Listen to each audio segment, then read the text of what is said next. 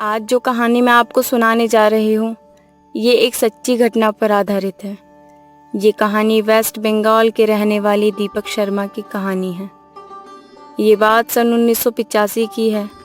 उस वक्त ग्रामीण इलाकों में गाड़ियों की सुविधाएं ना के बराबर थी, इसलिए लोगों को एक गांव से दूसरे गांव जाने के लिए साइकिल या पैदल ही सफ़र करना पड़ता था।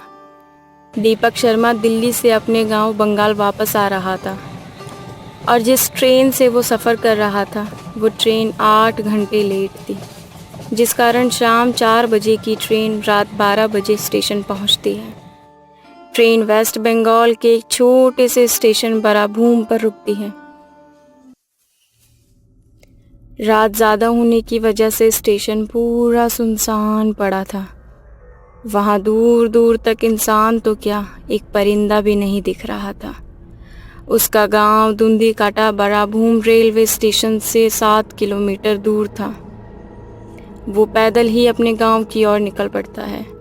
उसके चारों ओर घना अंधेरा, सुनसान सड़क और सड़क के दोनों ओर पेड़ों से भरा जंगल। दूर से आती जंगली जानवरों की आवाज़ें। वो अंधेरे को चीरता हुआ आगे बढ़ता जाता है। अचानक उसे महसूस होता है कि उस सुनसान सड़क पर वो अकेला नहीं है, उसके पीछे कोई और भी चल रहा है। अचानक उसके कदम रुक जाते हैं। वो धीरे धीरे पीछे मुड़ता है। उसे वहाँ कोई नहीं दिखता। वो अपने मन का वहम सोच आगे बढ़ जाता है। उसे फिर महसूस होता है कि कोई उसके पीछे चल रहा है। वो बहुत डर जाता है।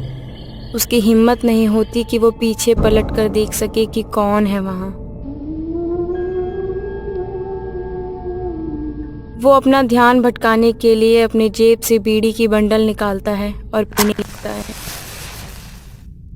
और आगे बढ़ जाता है। वो इतना डरा हुआ था कि उसने 3 किलोमीटर के रास्ते में अपने 2 बीड़ी के बंडल ख़त्म कर दिए थे।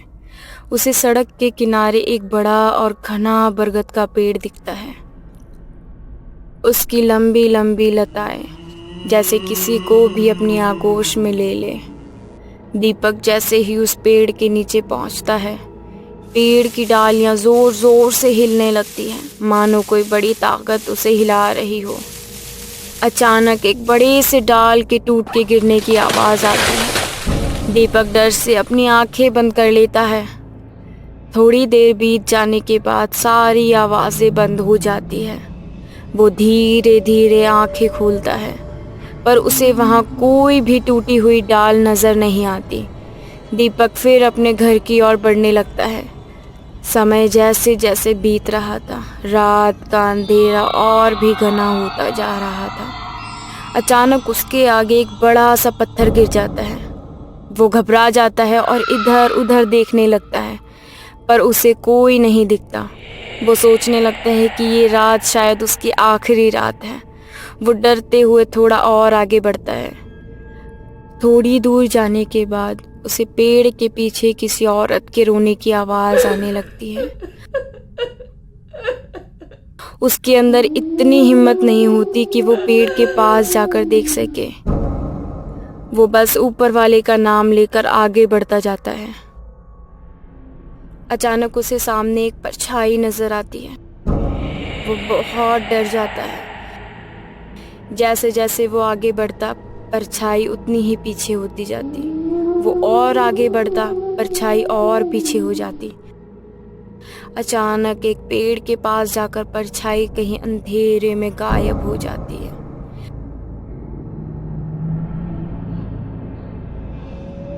तभी दीपक को महसूस होता है कि कोई उसके पीछे खड़ा है।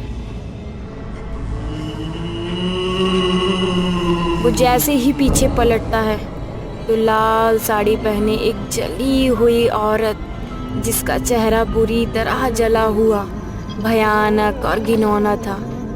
उसकी आंखों की पुतलियां एकदम छोटी और पैर उल्टे देख दीपक बुरी तरह डर जाता है।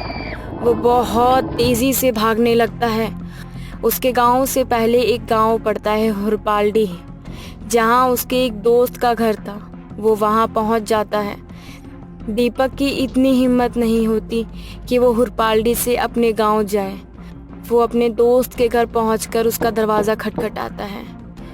उसका दोस्त जैसे ही दरवाज़ा खोलता है, दीपक बिना कुछ बोले जल्दी से घर के अंदर घुस जाता है और सामने रखा पूरा एक जग पानी पी जाता है। वो अपने दोस्त को अपने साथ हुई सारी घटना के बारे में बताता है और उस हादसे के बाद कभी भी रात के समय उसने अकेले उस रास्ते में सफ़र नहीं किया। दोस्तों, अगर आपको हमारी ये कहानी अच्छी लगी तो हमारी वीडियो को लाइक, शेयर एंड कमेंट करना ना भूलें और हमारी चैनल को सब्सक्राइब ज़रूर करें। दोस्तों, अगर आपके पास कोई स्टोरी है तो आप हमसे ज़रूर शेयर करें, हम उस पर ज़रूर वीडियो बनाएंगे।